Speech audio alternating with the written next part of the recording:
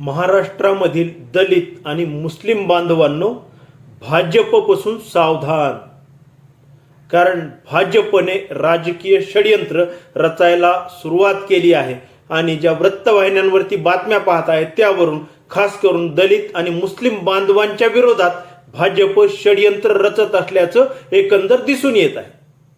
आणि मग त्याचं घडलेलं असं आहे मित्रांनो की महाविकास आघाडीचे एक शिष्टमंडळ नुकतंच निवडणूक आयोगाकडे जाऊन तक्रार करून आलेलं आहे.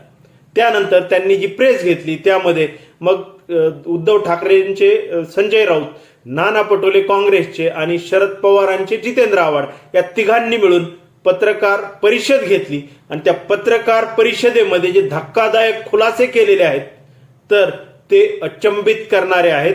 ते दलित आणि मुस्लिम बांधवांच्या विरोधातील आहेत. त्यांचा मतदानाचा हक्क हिरावून घेणारे आहेत. जे संविधानाने आपल्याला जो मूलभूत अधिकार दिलेला आहे तो अधिकार हिरावून घेणारे आहेत. त्यामुळेच मी सुरुवातीला म्हणालो की दलित आणि मुस्लिम बांधवांनो, भाजपपासून सावधान. मग हे तीन नेते नक्की काय म्हणाले तर भाजप निवडणूक जिंकण्यासाठी कुठल्याही थराला जातं आणि मग त्यांनी अशाच पद्धतीने एक राजकीय षडयंत्र रचलेलं आहे.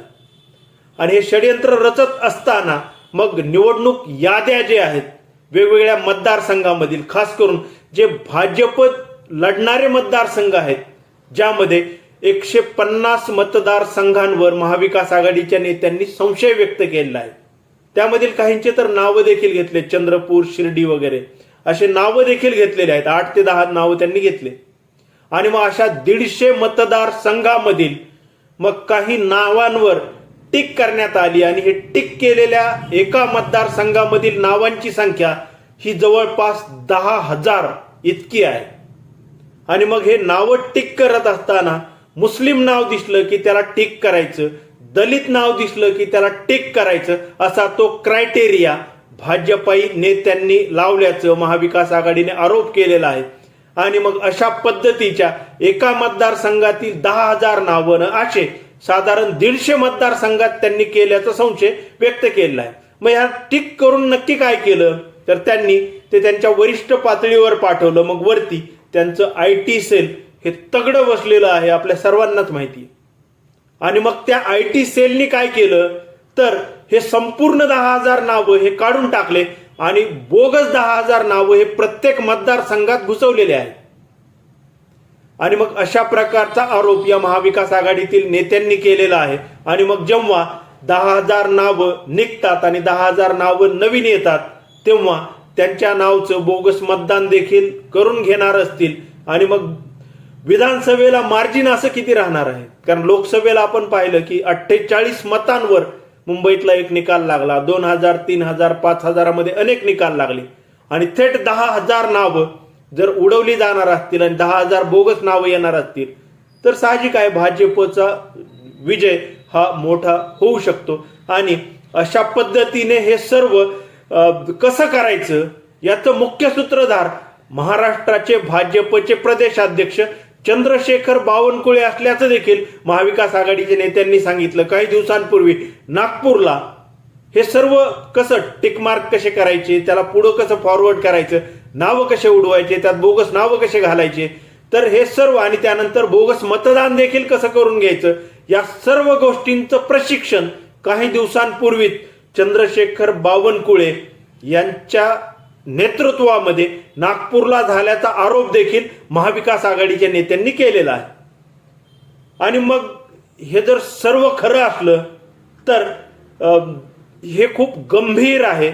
आणि दलित आणि मुस्लिम ज्या पद्धतीने लोकसभेला हे दोन्ही वोट बँक या महाविकास आघाडीच्या पाठीशी उभा राहिल्या त्यामुळे मग कुठेतरी भाजप घाबरली असावी, भाजपला भीती वाटत असावी, भाजपला सत्ता जाऊ द्यायची नसावी आणि मग सत्ता पुन्हा हस्तगत करायची, तर मग मुस्लिम मतदारांना मतदानापासूनच वंचित ठेवायचं किंवा दलित मतदारांना मतदानापासूनच वंचित ठेवायचं असा हा सर्व डाव आहे का, असा संशय व्यक्त करायला इथं जागा आहे.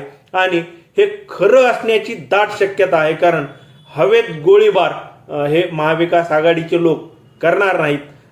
महत्वाचे काही पुरावे, काही धागेदोरे त्यांच्या हाताशी लागले असतील आणि तेच सर्व पुरावे घेऊन हे थेट निवडणूक आयोगासमोर गेलेले आहेत आणि मग निवडणूक आयोग काय ऍक्शन घेतो ते आपण पाहू.